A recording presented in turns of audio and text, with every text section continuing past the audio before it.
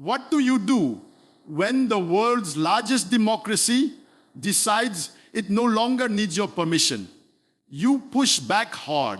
This isn't just about tariffs, it's about control. And right now, India is breaking free. The United States knows it and it sits nervous. On July 30th, former US President Donald Trump threatened to slap a 25% tariff on Indian exports. The official reason? Trade imbalance. The real reason India is rising fast and Washington doesn't like what it can't control.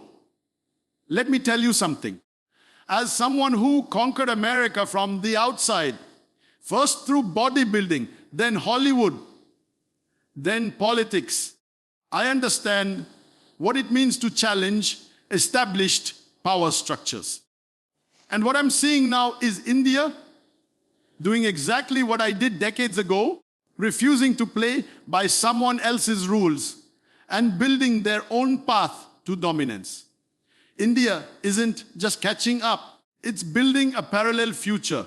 And that is making old superpowers very, very uncomfortable. See, the United States has been the global pace setter for over a century technologically, economically, even culturally. But now we're watching a new kind of nation rise. Not by copying the West, but by doing something far more interesting, competing on its own terms. And as someone who never accepted being told what I couldn't achieve, I recognized this mindset immediately. India is now the 5th largest economy in the world, actually on track to hit number 3. By the end of this decade, possibly overtaking Japan and Germany. But this isn't just about GDP. This is about what kind of power India is being members of 144 billion people, and most of them are under the age of 30, are under the age of 30. That's a tech-driven demographic explosion. 1 billion smartphones, over 900 million internet users by next year. You're basically watching the largest connected democracy ever built go online in real time. And here's the crazy part. India is doing it with homegrown tools.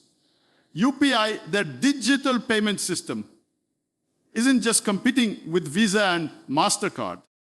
It's outpacing them in transaction volume. ESR, their space agency, launched Chandrayaan-3 to the moon's south pole for less than the budget of a Hollywood movie. And yes, they're planning a crewed space flight called Gaganyaan by 2026. This kind of progress isn't random, it's strategic. India is pushing to become a leader in semiconductors, AI, quantum computing, defense manufacturing, and green energy. Not by importing innovation, but by building ecosystems and with programs like Make in India. They're not just talking, they're scaling at speed.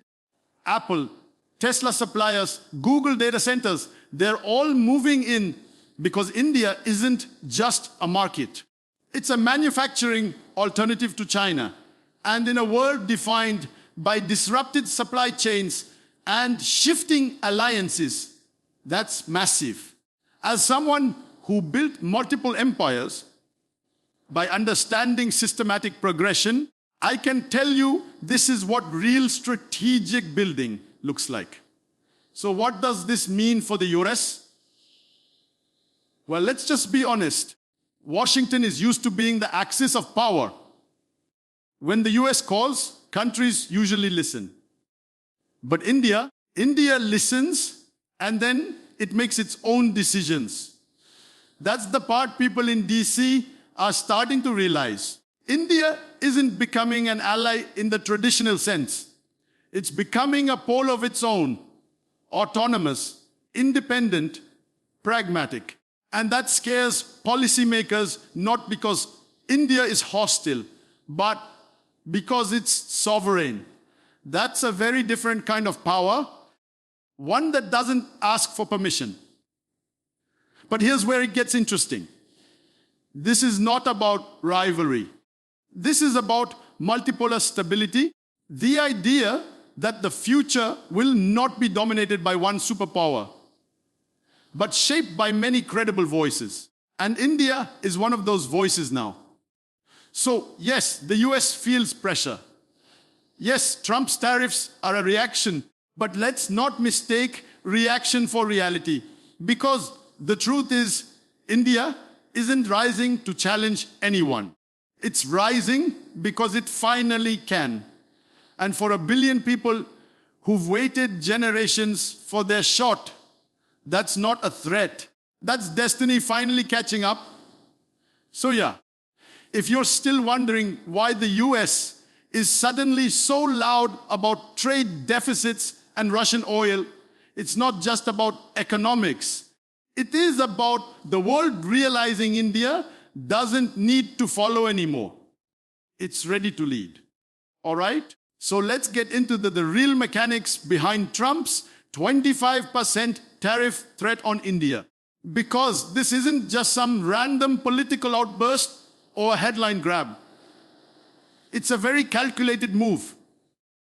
One driven by pressure, power dynamics, and frankly old world assumptions about how global influence should work. Let's start with trade. The US has always operated under the assumption that its markets are the reward and access to them must come with strings attached. For decades that made sense. America had the deepest pockets, the most consumers, and the tech every country wanted. But fast forward to 2025, and suddenly the game's changed. India is not just producing for America anymore. It's producing for itself and for the rest of the world. Now Trump's team argues that Indian exports, textiles, auto parts, electronics, pharma enjoy unfair access to US markets while American goods face high tariffs in India. They say it's an excessively one-sided deal. And in raw numbers, they're partially right. For example, average Indian tariffs on US farm goods are around 39%. US tariffs on Indian goods closer to 7%. But here's the catch. India has 1.4 billion people.